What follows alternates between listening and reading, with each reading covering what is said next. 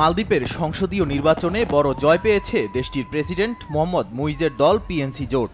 ২১ এপ্রিলের ভোটে ৬০২টি কেন্দ্রে ৯৩টি আসনের জন্য প্রতিদ্বন্দ্বিতা করেন ৩৬৮ জন প্রার্থী। ৭৩% ভোটারের উপস্থিতিতে ৮৬টি কেন্দ্রের প্রাথমিক ফলাফলে পিএনসি জোট পেয়েছেন ৭১টি আসন। অপরদিকে বিরোধী দল জোট ছাড়া পেয়েছে মাত্র ১২টি আসন।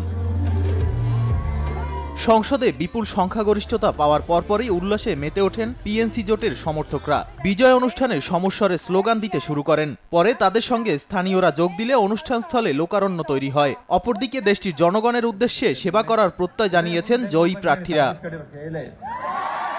বেইজিং এবং নয়াদিল্লি উভয়ের কাছেই মালদ্বীপ অত্যন্ত গুরুত্বপূর্ণ।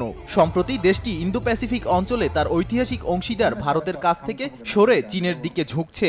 কোনো দেশকে ইঙ্গিত না করে বিজয় ভাষণে ডক্টর মুইজ বলেন, মালদ্বীপের জনগণ বিদেশি প্রভাবমুক্ত হতে চায়। সময় সংবাদ, মালদ্বীপ।